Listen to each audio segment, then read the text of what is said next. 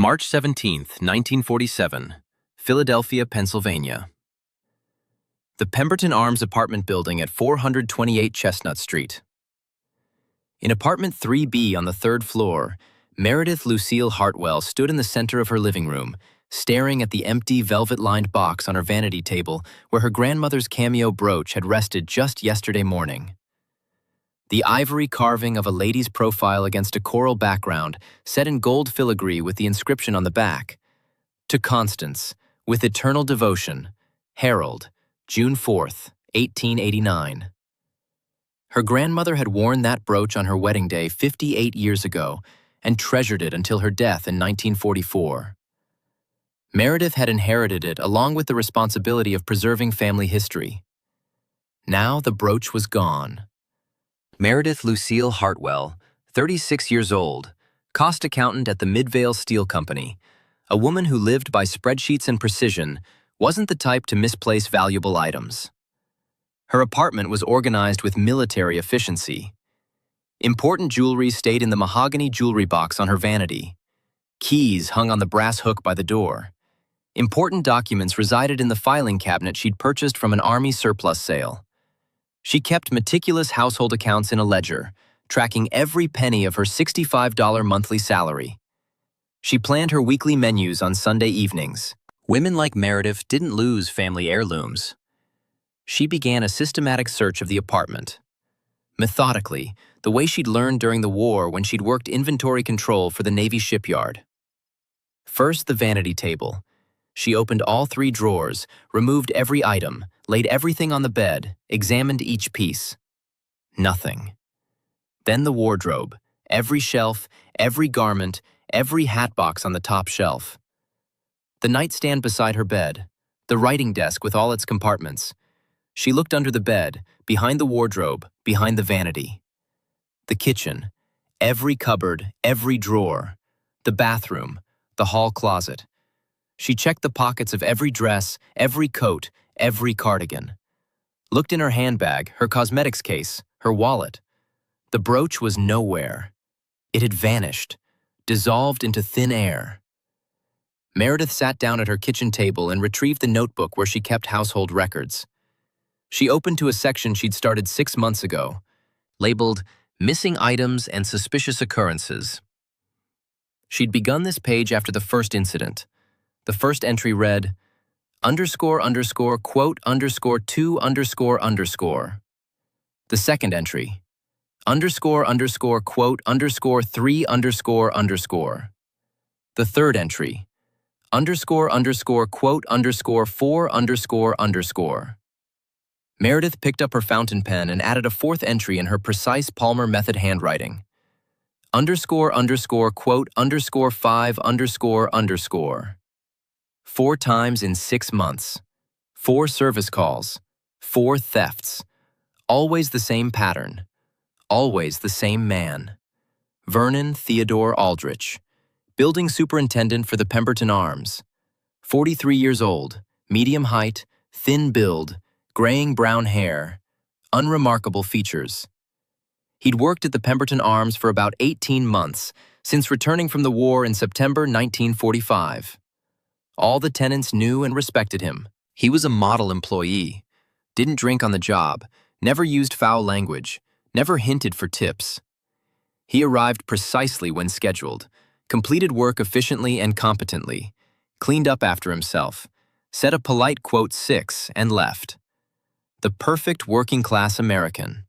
He even had a bronze star from the Battle of the Bulge, displayed in a small frame in the building's lobby, alongside a photograph of him in uniform. Meredith recalled yesterday's visit from Vernon Aldrich. He'd arrived exactly at 2 o'clock in the afternoon, as arranged. She'd taken the afternoon off from Midvale specifically to be home for the repair. He'd knocked softly, 3 quick raps. She opened the door. He stood in the hallway wearing navy work coveralls, carrying a worn canvas tool bag, his work boots recently polished. Quote 7. Quote, he said quietly. His voice was soft, almost a murmur. Quote 8. Quote. Quote 9. Quote. She stepped aside. He entered the small foyer, removed his boots, placed them neatly against the wall. From his bag, he produced a pair of cloth slippers with soft rubber soles, put them on, picked up his tool bag. Quote 10. Quote 11. He nodded, walked through her apartment toward the bedroom. Meredith returned to the kitchen. She'd been preparing dinner, peeling potatoes for a casserole. She could hear water running, tools clanking, the superintendent working methodically. About 25 minutes later, he emerged.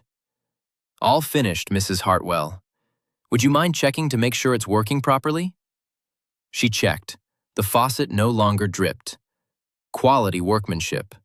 "Perfect, thank you. What do I owe you?" "Nothing at all, ma'am. Part of my duties." He packed his tools, changed back to his boots, bid her good afternoon, and departed. Polite, quiet, efficient. And now, reviewing that visit, Meredith understood. While he'd worked in the bathroom and she'd stood in the kitchen with her back to the doorway peeling potatoes, he'd had ample time to quietly exit the bathroom, walk into the living room, take the brooch from the vanity, and return. She wouldn't have heard a thing. He moved silently on those soft-soled slippers. But before going to the police with accusations, she needed evidence. She needed to determine whether similar incidents had occurred in other apartments. That evening, March 17th, Meredith encountered her neighbor from the 4th floor in the building's lobby, Theodora Winifred Carmichael.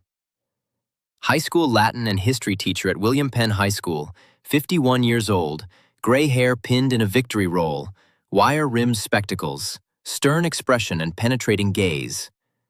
They'd lived in the Pemberton Arms for nearly 9 years, exchanged pleasantries in passing, occasionally discussed current events or the building's management.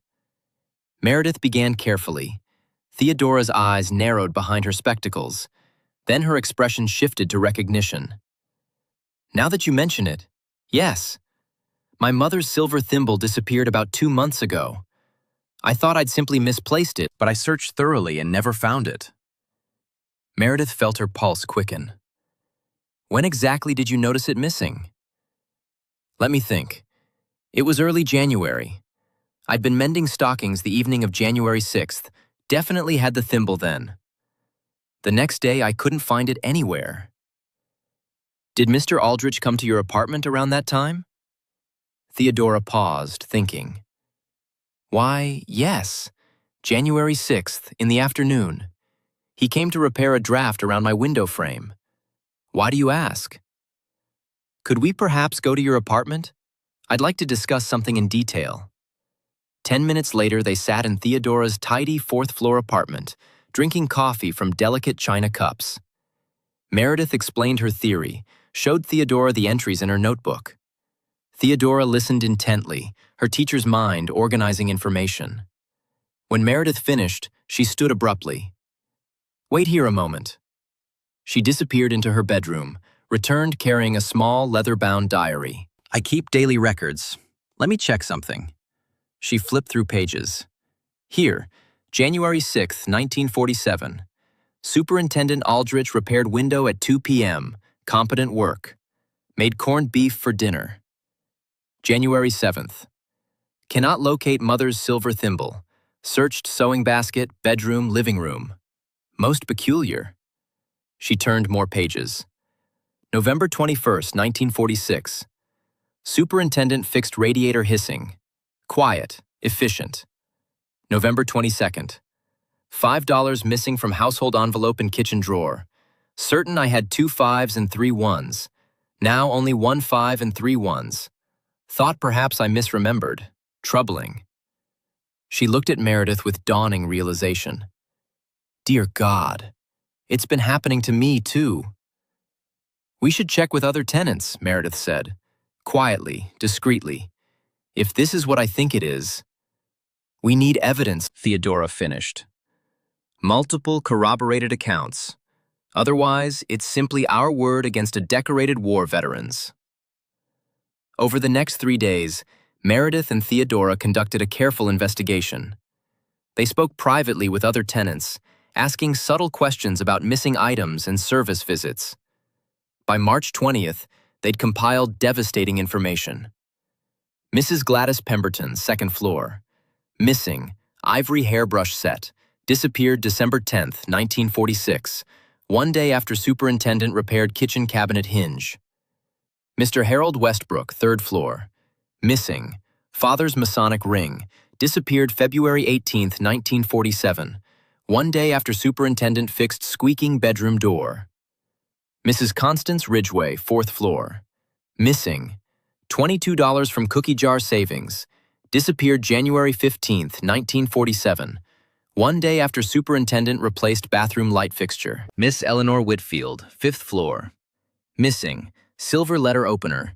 Disappeared November 28th, 1946. One day after superintendent repaired closet door. Mr. and Mrs. Arthur Davenport, 2nd floor. Missing. Small porcelain figurine. Sentimental value. Disappeared February 5th, 1947. One day after superintendent cleared clogged drain. Meredith and Theodora sat at Theodora's kitchen table, surrounded by notes. Theodora, with her teacher's methodical approach, created a chart on a large sheet of paper. Tenant. Item stolen. Date discovered. Service call date. Correlation. She filled in all the information they'd gathered. The pattern was irrefutable. 14 separate thefts over 6 months, each occurring within 24 hours of Vernon Aldrich performing repair work in that apartment. Theodora declared. Meredith asked. Theodora replied quietly. On the morning of March 21st, 1947, Meredith and Theodora walked into the Philadelphia Police Department's 3rd Precinct station at 1124 Chestnut Street. The desk sergeant, a heavy-set man with a handlebar mustache, looked up from his paperwork. Help you, ladies? We need to report a series of thefts, Theodora said firmly. We have documented evidence. The sergeant's expression shifted from boredom to interest. He called for Detective Raymond Kowalski, a stocky man in his mid-40s with sharp eyes and a skeptical demeanor.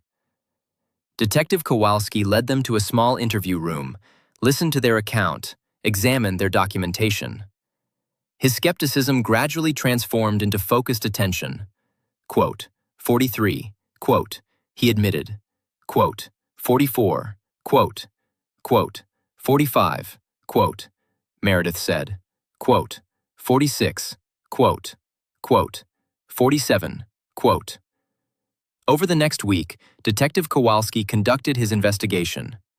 He interviewed each tenant separately, examined the correlation between service calls and thefts, reviewed the building's maintenance logs. On March 28th, he called Meredith and Theodora back to the precinct. You were right, he said gravely. The pattern holds across every case. But here's the challenge. We have no physical evidence. No witnesses actually saw him take anything. No recovered stolen items. It's all circumstantial. What can we do? Theodora asked. Detective Kowalski leaned back in his chair. We set a trap. We need to catch him in the act. The plan was simple but required precision. Mrs. Gladys Pemberton would report a genuine plumbing problem. Her kitchen sink was actually running slowly. Vernon Aldrich would be called.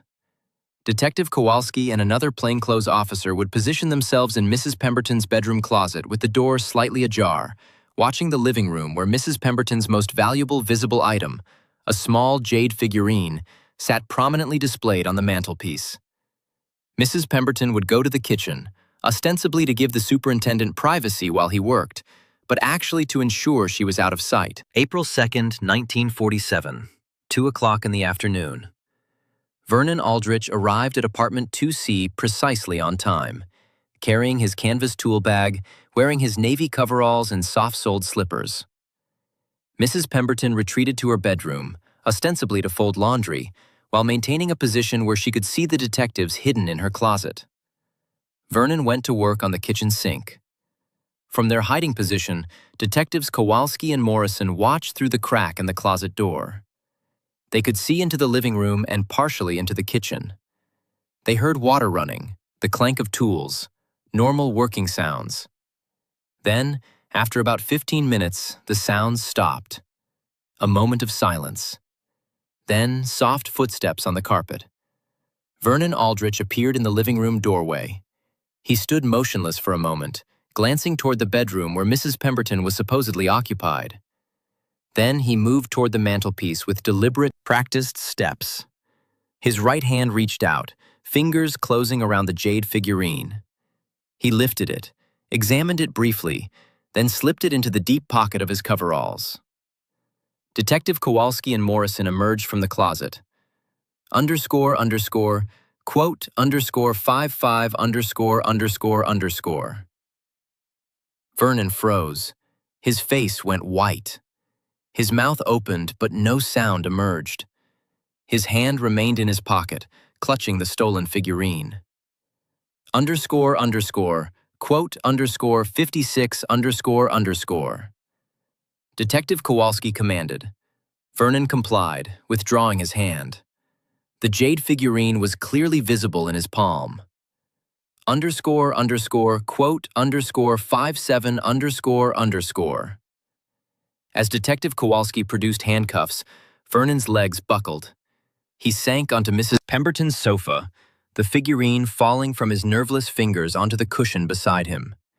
His face crumpled. Not defiance, not anger, just utter, complete despair. "Quote," he whispered.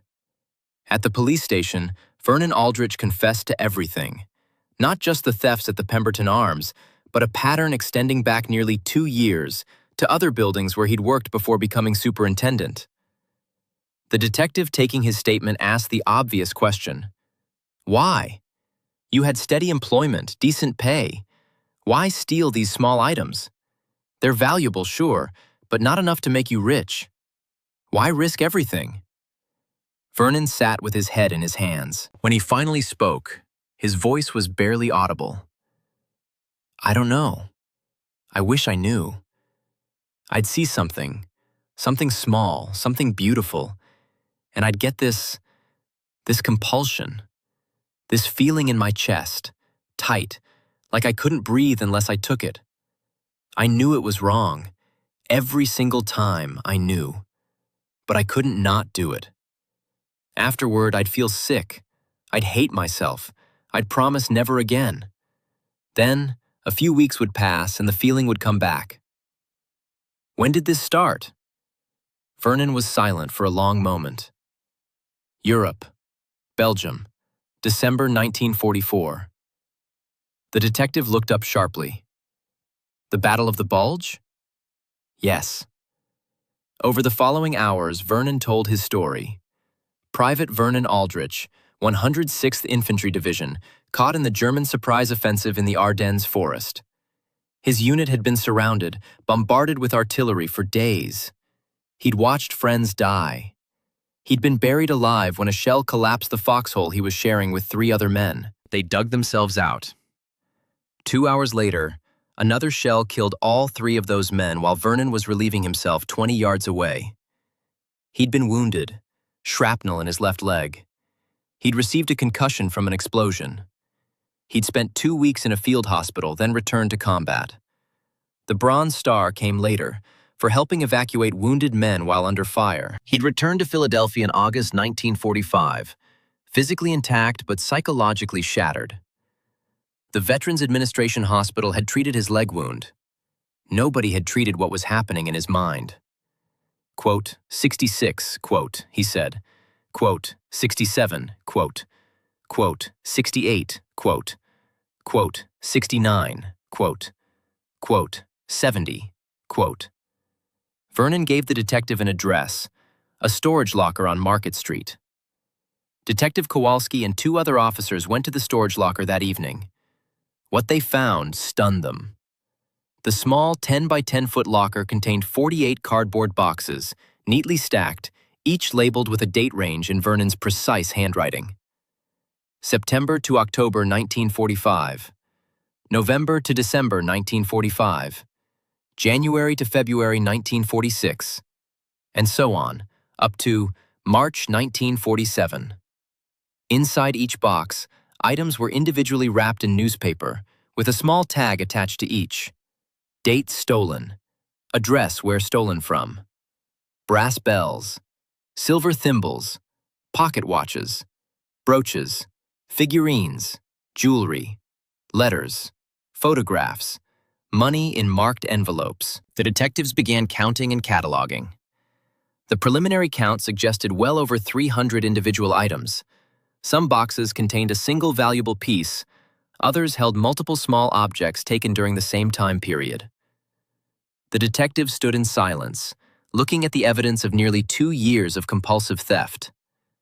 This wasn't a professional criminal operation. This was something else entirely. Something broken. Something sad. Quote 76, one officer muttered. Quote 77. Detective Kowalski picked up one of the tags. Quote 78. Quote, Meredith Hartwell's grandmother's earrings. Another tag. Quote 79. Quote, the item that had triggered Meredith's investigation.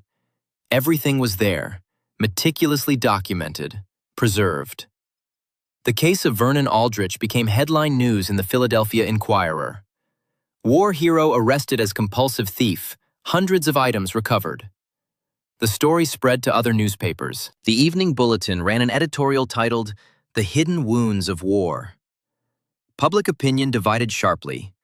Some viewed Vernon as a common criminal who'd betrayed the trust of innocent citizens and dishonored his uniform. Others saw him as a casualty of war, a man suffering from what some doctors were beginning to call, quote, 82 or, quote, 83, whose crime was a symptom of untreated psychological trauma. The trial began on June 9, 1947, at the Philadelphia County Court. Vernon pleaded guilty to all charges, 14 counts of theft from the Pemberton Arms, plus an additional 42 counts from previous buildings where he'd worked. The question wasn't guilt, but sentencing. The prosecution, led by Assistant District Attorney Chester Beaumont, argued for significant prison time. Quote, 84 __. The defense attorney, Harold Templeton from the Public Defender's Office, presented a different narrative. He called Dr. Abraham Silverstein, a psychiatrist who'd examined Vernon extensively. Dr. Silverstein testified, quote, 85, quote, 86, quote. The defense attorney asked. The prosecution cross-examined vigorously. Dr. Silverstein responded calmly. The judge, Honorable Marcus Whitfield, a 62-year-old veteran of World War I himself, listened carefully to all testimony. On June 20th, he delivered his sentence. Quote, 90 __. However, this court has also heard credible expert testimony regarding your mental state. The evidence suggests you suffer from a genuine psychiatric condition stemming from your combat service. This does not excuse your crimes, but it does inform appropriate sentencing. Quote, 91 __. Mr. Aldrich, I hope you receive the help you need. Your service to this nation deserves acknowledgement, but so do the rights of your victims. May you find healing. I'm glad to have these back, but I also feel such sadness for Mr. Aldrich. He was always so kind, so helpful. War did this to him. We failed him by not recognizing he needed help. Vernon Aldrich served his 4 years at Eastern State Penitentiary. He participated in the limited psychiatric programs available, saw a prison psychologist weekly, took prescribed medication. The compulsive urges diminished but never entirely disappeared. He learned coping mechanisms. When he felt the urge to take something, he'd grip his hands together, count to 100, recite the Lord's Prayer. He was released in June 1951, age 47. His wife, Dolores, had divorced him in 1949. His 2 children, now teenagers, refused contact. We're ashamed, quote, 94 __. Everyone at school knows our father is a thief. We can't forgive that. Vernon found employment at a commercial laundry facility, washing and pressing sheets for hotels. He lived in a small boarding house on South Street. He attended weekly psychiatric appointments as required. He joined a veteran support group at the local VFW post, where other war veterans struggling with various readjustment issues met to talk. At one such meeting in 1952, Vernon shared his story publicly for the first time with fellow veterans. "I thought I could just push it down, you know? All the bad stuff from over there. Pretend it didn't happen. Be normal. But it doesn't work that way. The poison spreads. Came out sideways in this sickness, this stealing. I hurt good people. Lost my family, my reputation, everything. Because I was too proud or too scared or too stupid to admit I needed help." Other veterans nodded. Several shared their own struggles: drinking, violent outbursts, inability to hold jobs, failed marriages. The common thread? Untreated psychological wounds from combat. Vernon lived quietly for the next 15 years. He never remarried. He worked steadily at the laundry. He attended his psychiatric appointments faithfully. He never stole again, though he later told his psychiatrist, Dr. Eleanor Mitchell, that the urges never completely vanished. "They're like an itch I've learned not to scratch," he said in a 1958 session. "Sometimes I'll see something in a shop window, something small and beautiful, and I'll feel it. That pull, that need. But I've learned to recognize it, to stop myself. The medication helps, the therapy helps, but mostly it's just vigilance, eternal vigilance against my own damaged mind." Meredith Hartwell and Theodora Carmichael both continued living at the Pemberton Arms for many years. They became close friends, bonded by their shared experience. They occasionally discussed the case, always with a mixture of satisfaction at solving the mystery and sadness for Vernon's fate. "We did the right thing," Theodora said one evening in 1955 over tea in Meredith's apartment. "He was committing crimes. He needed to be stopped." "But I wonder," Meredith replied, "if we'd somehow known earlier what was really wrong with him, if we'd approached it differently, could we have helped him get treatment without destroying his life?" "Perhaps," Theodora acknowledged, "but we're not psychiatrists. We were victims, protecting ourselves and our neighbors. We did what we could with the knowledge we had. Kleptomania as combat-related psychopathology, a case study. I'm one of his victims," Meredith explained. "I'm the one who figured out the pattern and went to the police. You're Mrs. Hartwell? He spoke of you. Not with anger, but with respect, actually. He said you did what you had to do, that you were clever and brave. He never blamed you." "Did he ever find peace?" Meredith asked. Dr. Mitchell considered. "Peace? Perhaps not entirely. But he found purpose. He used his story to help other veterans. He spoke at support groups, shared his experience, helped younger men recognize symptoms in themselves. He probably saved some from following his path. That gave him meaning." Meredith nodded, tears in her eyes. "I'm glad. I've sometimes wondered, don't. Quote 112. You did nothing wrong. Vernon himself would tell you that. He made choices, even if his illness influenced those choices. But he also chose later to get help, to change, to contribute what he could. That was his redemption. Private U.S. Army, Bronze Star. Do you regret turning him in? No. But I regret that the system at that time had no better option than prison. He needed treatment, not punishment. He received some treatment in prison, but it wasn't enough, and it came too late. If the same situation occurred today, this was 1975, with better understanding of PTSD, I'd hope there would be better alternatives. But with what we knew then, we did the right thing. What do you think should have happened differently? The country should have been prepared for its returning soldiers. We sent hundreds of thousands of young men into hell, then expected them to just come home and be normal again. We gave them parades and handshakes, but not psychological support. Vernon Aldrich was far from the only veteran to struggle. Some drank themselves to death. Some became violent. Some committed suicide. Vernon stole things. They all needed help they didn't receive. That's the real crime. The Superintendent's Boxes, based on Vernon's story. The play focused on the three main characters, Vernon, Meredith, and Theodora. It explored the moral ambiguity of the situation, Vernon's crime and sickness, Meredith and Theodora's justified but devastating investigation, the society that failed all of them. The play received positive reviews.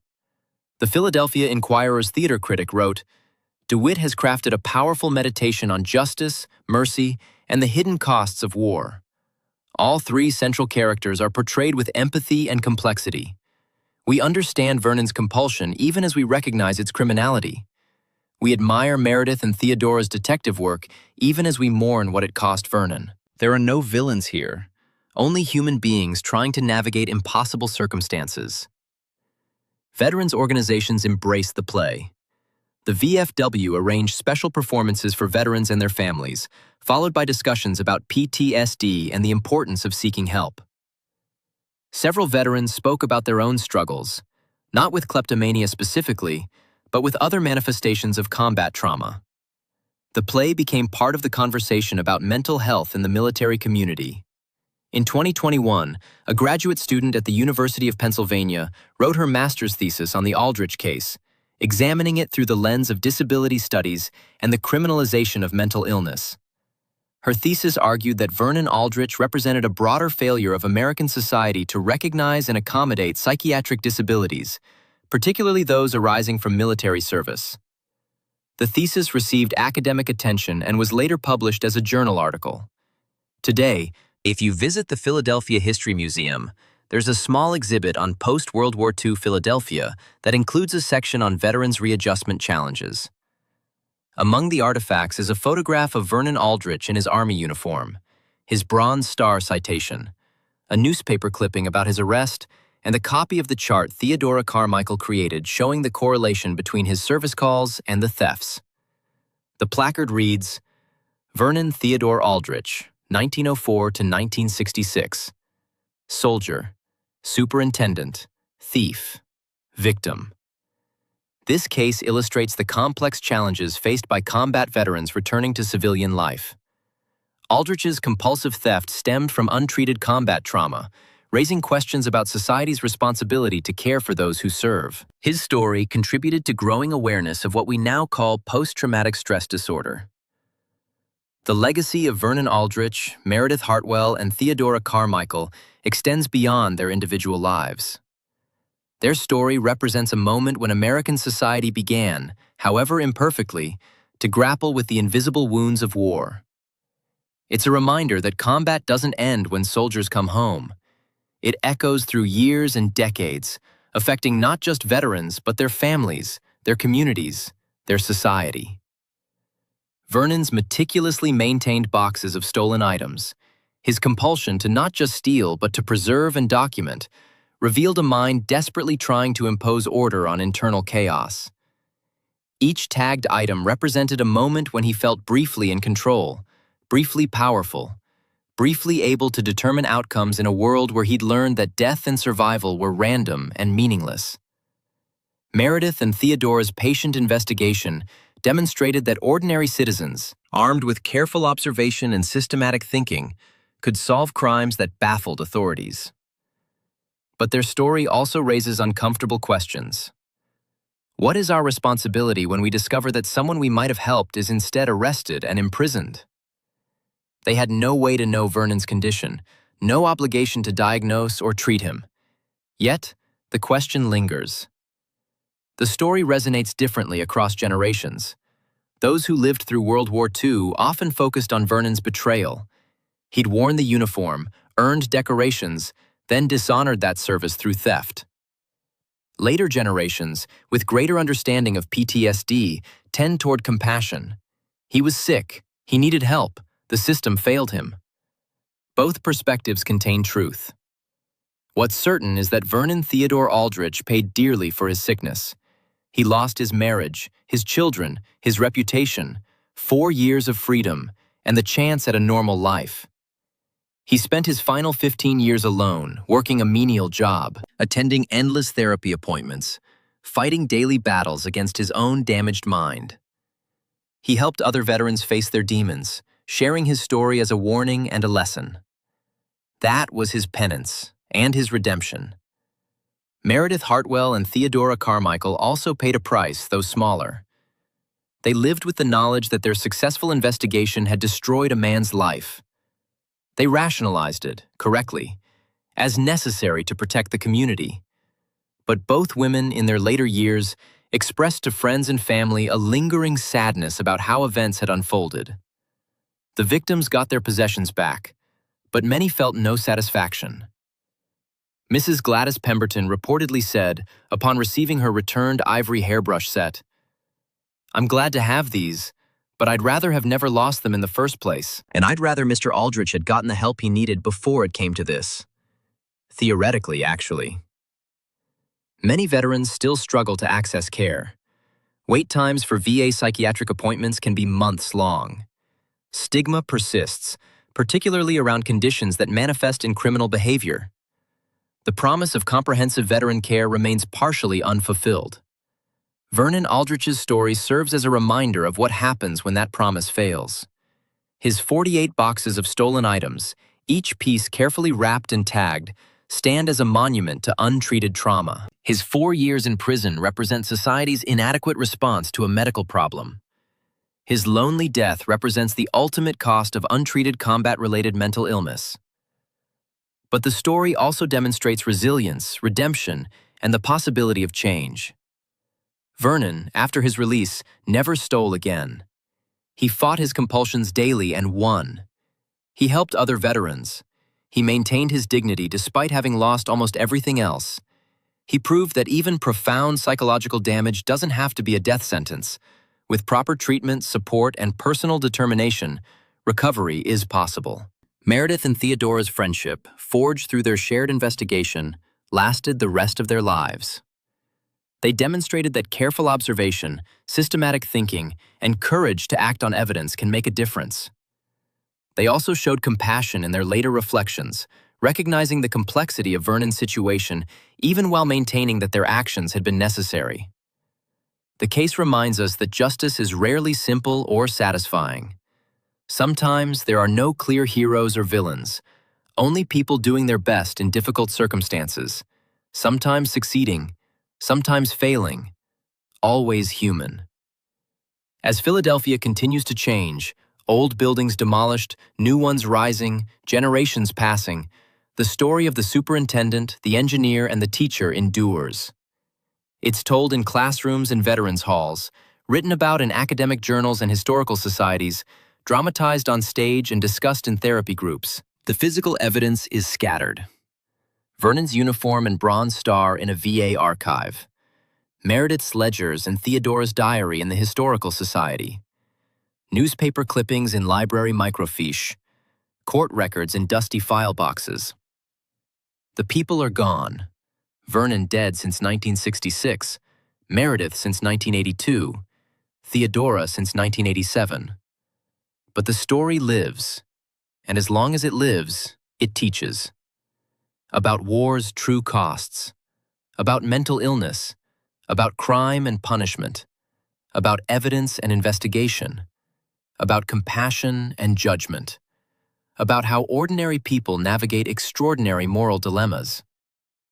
Vernon Theodore Aldrich stole from dozens of people over nearly 2 years. He hurt many. He broke laws. He deserved consequences. But he also served his country with courage, suffered wounds seen and unseen, and struggled with a sickness he didn't choose and couldn't control without help he didn't receive in time. The contradictions don't resolve, they coexist. That's the truth of his story, uncomfortable and undeniable. And perhaps that's the most important lesson, that human beings are complex, that circumstances matter, that judgment should be tempered with understanding, and that the wounds of war extend far beyond the battlefield, touching lives and communities in ways both obvious and hidden, sometimes for decades, sometimes forever.